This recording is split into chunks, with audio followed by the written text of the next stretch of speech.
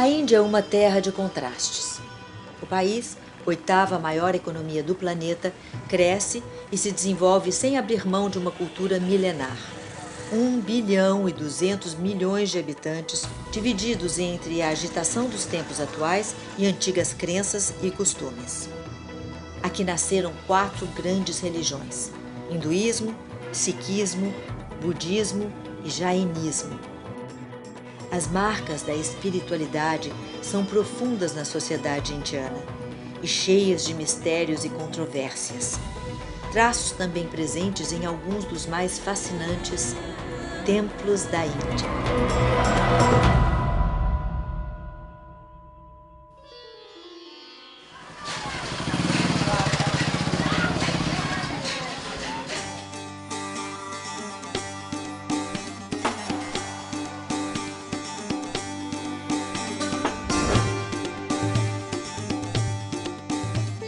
Khajuraho é uma pequena cidade no estado de Madhya Pradesh, a cerca de 620 quilômetros a sudoeste de Nova Delhi, capital da Índia.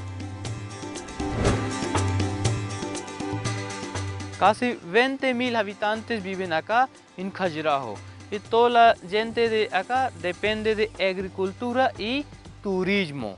Turismo porque tenemos templos de Khajuraho que tienen 1000 años, parece como un libro. Ahí diciendo la historia, cómo vivía la gente, cómo vivían los marathas, arquitectura. Por eso cada día más gente quieren venir para ver los templos de Khajuraho. Os templos milenares fizeram deste local calmo e afastado dos grandes centros urbanos um dos mais populares destinos turísticos do país. Milhares de visitantes vêm até aqui para conhecer o famoso grupo de monumentos de Khajuraho, mais conhecido como os Templos do Kama Sutra.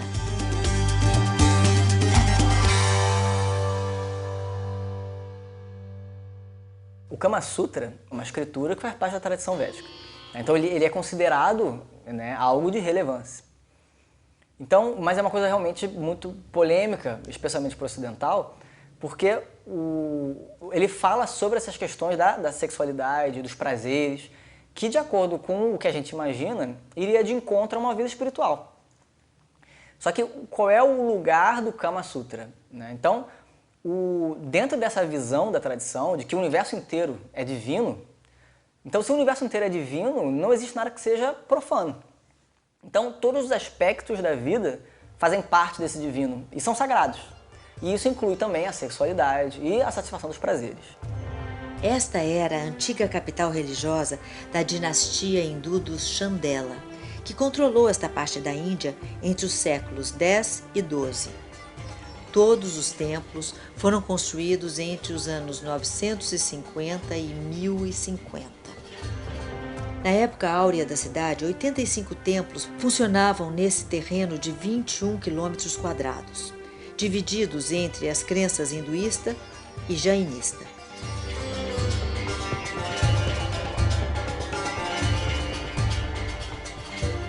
Khajuraho era la capital religiosa para la dinastía Chandela, porque los Chandela hicieron acá solo templo, no acá fortaleza ni palacio. So, Khajuraho era la capital religiosa, pero otra ciudad que desde acá casi 120 kilómetros se llama Kalinjar. Kalinjar era la capital política.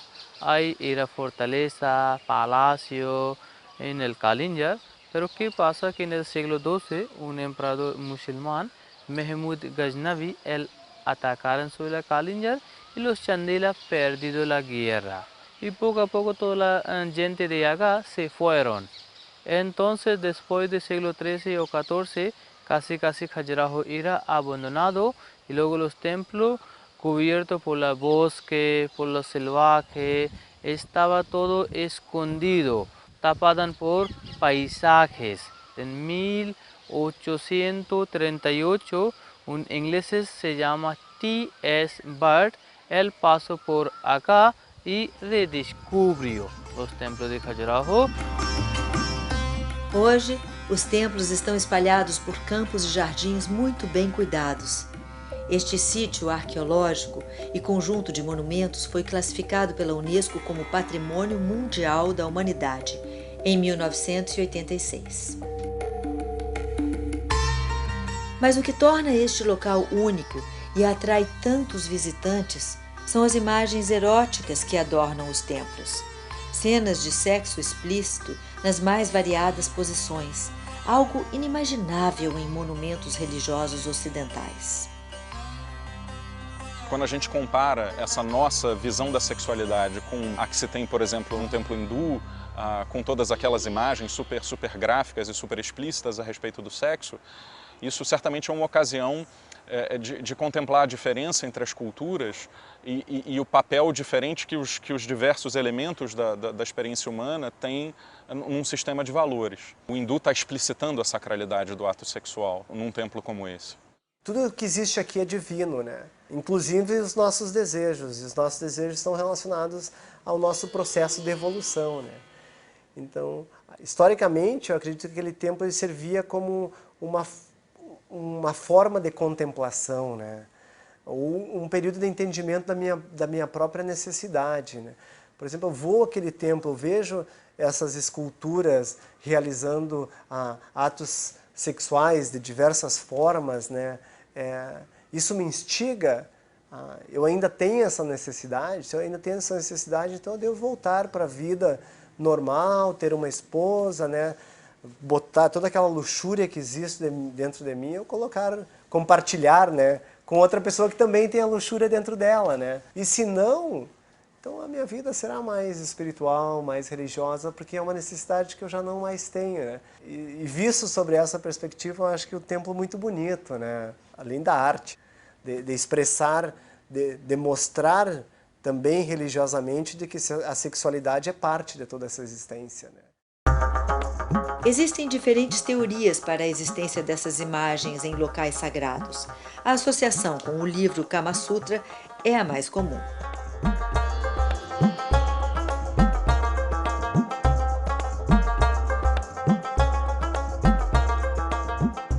Outra aponta a dinastia Chandela como seguidora do culto tântrico. Seria uma sociedade mais liberal, que costumava lidar franca e abertamente com todos os aspectos da vida, incluindo o sexo. O Tantra faz parte dessa tradição também. Existe, então, uma linhagem de Tantra específica que fala sobre a questão da sexualidade, né? Como o masculino e o feminino, que quando você une o masculino com o feminino, você tem uma unidade. Então existem essas várias disciplinas sexuais em que você tem essa experiência de unidade através do ato sexual. Que, no final das contas, é uma meditação também na unidade, mas através do ato sexual, que acaba também mexendo muito com o imaginário do Ocidente, né? Mas que no Oriente é uma linha específica dentro de uma coisa muito maior que a tradição. As cenas de sexo e nudez sempre envolvem figuras humanas, nunca os deuses. Elas também estão restritas ao lado de fora dos templos. Com certeza você tem essa questão de que você olhando, né, você consegue meditar no sentido de que os prazeres estão do lado de fora, mas não no sentido de que os prazeres sejam ruins, que você deva eliminá-los, mas no sentido de que você está querendo focar sua mente em outra coisa. Então é um lembrete de que a solução não está nos prazeres, mas os prazeres não são um problema. Se você consegue relativizar os prazeres nesse sentido, tudo bem, você pode ter os prazeres à vontade, fazem parte da ordem. Entenda que cada prazer que você tem também, faça uma reverência ao todo, porque sem dúvida é uma grande bênção que ele te dá, porque é uma experiência de satisfação. Mas as figuras esculpidas nos templos de Khajuraho retratam inúmeras cenas do cotidiano. Sexo é apenas uma delas e representa menos de 10% das imagens. A grande maioria das esculturas representa dançarinas, músicos, guerreiros, animais. Visitantes do mundo todo vêm até aqui para conhecer os famosos templos do Kama Sutra. Dos 85 templos que existiam aqui há cerca de 1000 anos, 25 permanecem em pé. Os monumentos religiosos são ornamentados com milhares de esculturas em posições eróticas. Mas este não é o único tipo de representação. aspectos gerais da vida cotidiana foram talhados nas paredes de arenito.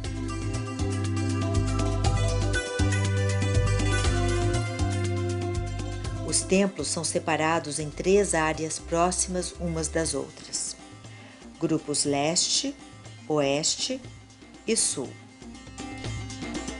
E mesmo dividido entre monumentos hindus e jainistas, as estruturas seguem um desenho básico comum. Sobre uma plataforma elevada, uma grande torre que remete à montanha sagrada de Kailasa serve de referência principal ao conjunto. A arquitectura se llama Indo-Aryan. A arquitectura pura hinduista, porque eso antes de musulmanes, siglo X, siglo XI, su arquitectura pura hinduista. En arquitectura Indo-Aryan, templo hacen como una copia de Himalaya, porque Himalaya es más alto que todo. Y mitología de hindú nos queremos que todos dios y diosa hindúes viven sobre la Himalaya. Himalaya como una casa para los dioses. Por eso siempre cuando construye algún templo es levantado con una forma de Himalaya. Este é Candaria Mahadeva, no grupo oeste, o maior entre todos os templos do complexo. É também o mais ornamentado, uma obra sublime da arquitetura indiana.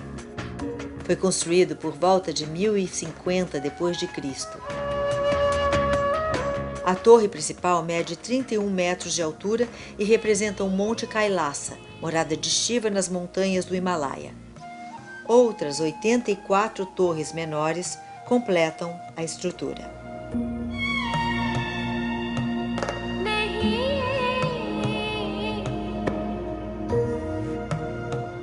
Ao entrar no templo, um corredor de pilastras leva até o altar em homenagem ao deus da destruição, Shiva.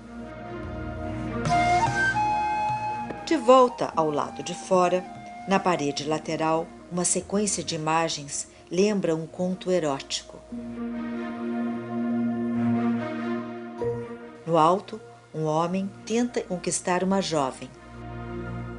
Logo abaixo, ela cede aos encantos. E na terceira cena, eles chegam ao clímax.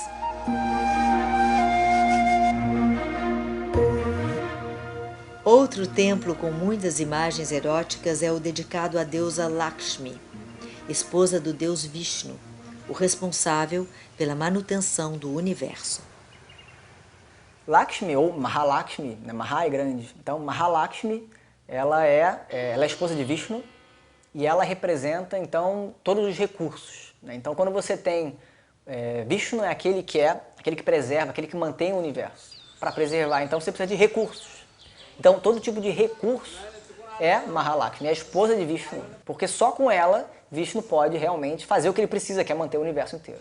Então ela representa toda forma de recurso, todo o poder de manter, é o dinheiro, é a riqueza, é a beleza também, a jovialidade, o vigor, a saúde, tudo aquilo que nos motiva, né, de alguma maneira, a agir no mundo e manter as coisas, tudo isso é Mahalakshmi. O templo Lakshmana também é um dos mais belos e ornamentados. Aqui, as imagens com cenas de sexo estão em tamanho menor, mas em maior número. A riqueza dos detalhes impressiona.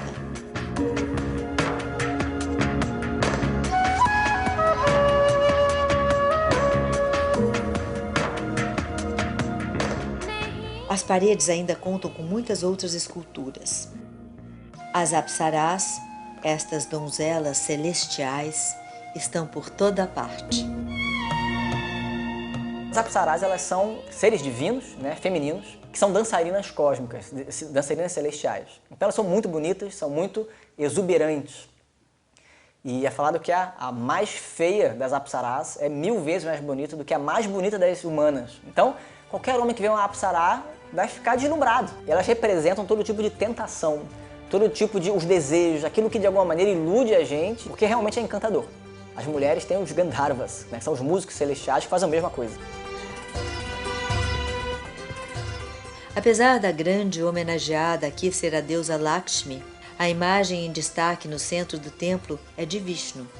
Neste painel, a divindade aparece com 4 braços e 3 cabeças, 2 delas de javali. Um dos templos mais interessantes dedicados ao deus mantenedor fica mais distante, no complexo sul. Afastado e isolado, o templo tem tamanho modesto. O monumento não tem cenas eróticas talhadas nas paredes.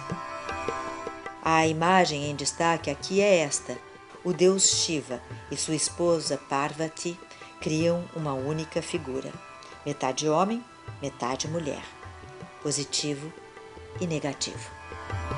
Shiva é aquele que transforma. A ação ela é a transformação de um estado para outro, né? Então é uma mudança. E essa mudança exige uma energia ali, um poder. Esse poder de ação é chamado Parvati. Este templo es dedicado para Dios Vishnu. Dios Vishnu es protector o conservador. El templo se llama Chaturbhuj. Chaturbhuj, esta palabra viene de sánscrito. Chatur significa 4 y Bhuj significa brazo, 4 brazos. Es un templo dedicado para Dios Vishnu en siglo XI. Eso, hay dentro una imagen de Vishnu, como más que 3 metros alto, pero una estatua con 3 caracteres. Primero la cabeza o la cara parece como el dios Shiva. Luego cuerpo, como 4 brazos, más joyería, decoración, parece Dios Vishnu. Las piernas, eso parece que posición de baile, como la danza, eso de Krishna. Una estatua, pero aquí hay 3 caracteres, los 3 dioses, Shiva, Vishnu e Krishna. Mas Khajuraho não tem apenas templos hindus. Estamos en grupo del este. Este complejo se llama Templo de Jainismo. Esa otra religión, pero los hindúes nos queremos que es una parte de hinduismo. Hinduismo como un árbol grande y ramas de árbol es budismo, sikhismo y jainismo. Y los jainistas no tienen dioses, ellos tienen 24 profetas. O templo Parshunat é dedicado ao 23º e penúltimo Tirthankara, seres iluminados e profetas da doutrina jainista. Datado de 960 d.C., é o maior entre os templos da religião e um dos mais belos monumentos de Khajuraho. The Tirthankar Jinas are highly evolved spiritual entities who were ordinary mortals like you and me, but in due course of time they realized themselves, they purified themselves, they conquered themselves, and they rose to that level, and they are like the kings among the men. So once they have liberated themselves, they have propagated the religion which we understand as Jainism. Anybody, irrespective of caste, creed, religion, nationality, gender, anybody and everybody can rise to the level of Tirthankaras and Jinas. Nos templos jainistas não existem imagens eróticas, mas a influência das tradições hindus está presente com esculturas de deuses e semideuses nas paredes externas.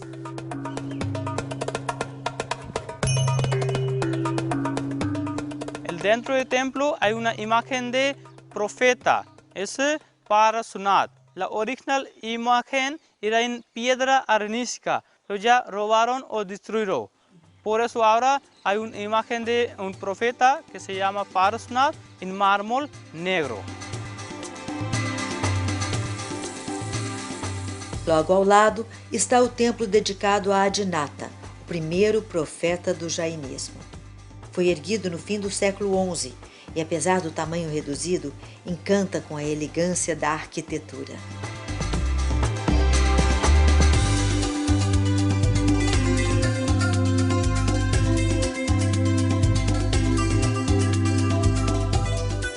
O terceiro templo jainista foge do padrão.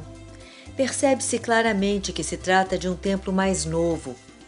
O monumento construído entre os séculos XVIII e XIX é dedicado a Santinath, o 16º Tirthankara.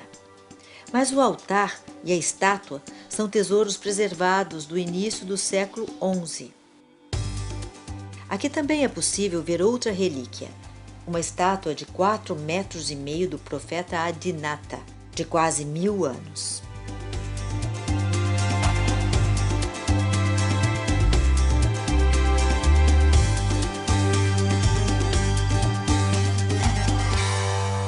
Agora, de volta ao grupo leste de monumentos, chegamos ao templo hindu de Matangesvara, considerado o mais sagrado de Khajuraho. Curiosamente, é também um dos mais simples do local. É dedicado ao deus Shiva, que representa a força destruidora do universo.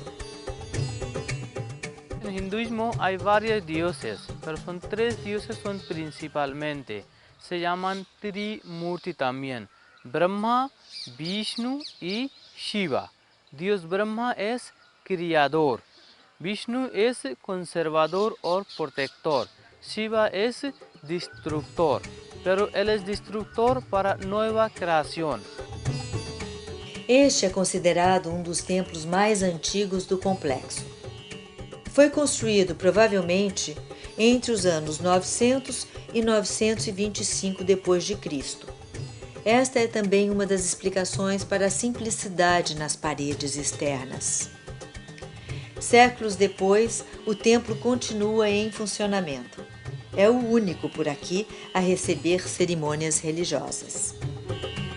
Muchas estatuas se destruyeron por el tiempo, por la gente, y para los hindúes, cuando alguna estatua se falta en su cuerpo, una pierna o cabeza o brazo, no podemos rezar. Eso es prohibido. Otros templos son monumentos.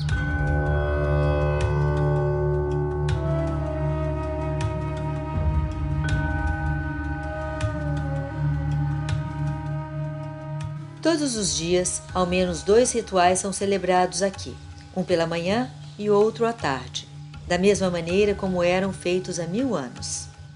As primeiras preces são feitas ainda do lado de fora, para o deus Ganesha. Ele é o destruidor dos obstáculos, mestre do intelecto e da sabedoria.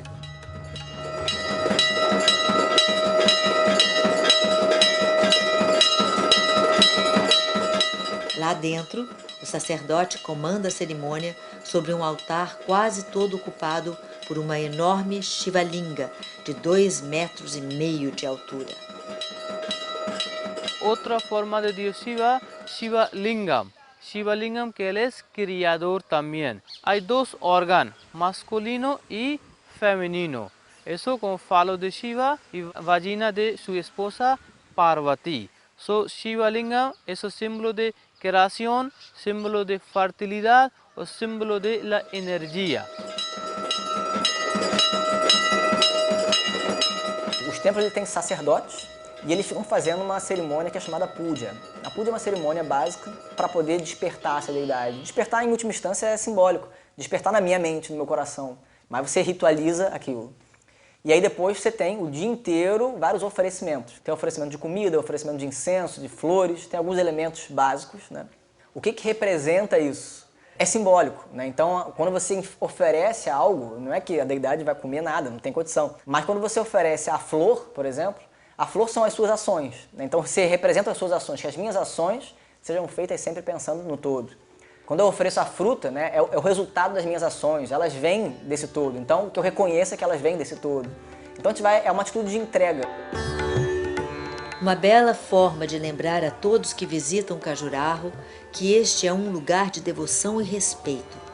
As imagens eróticas podem causar estranhamento e curiosidade, mas a principal mensagem de Khajuraho é que o tempo e as mudanças que ele proporciona não são capazes de diminuir o amor entre este povo e seus deuses.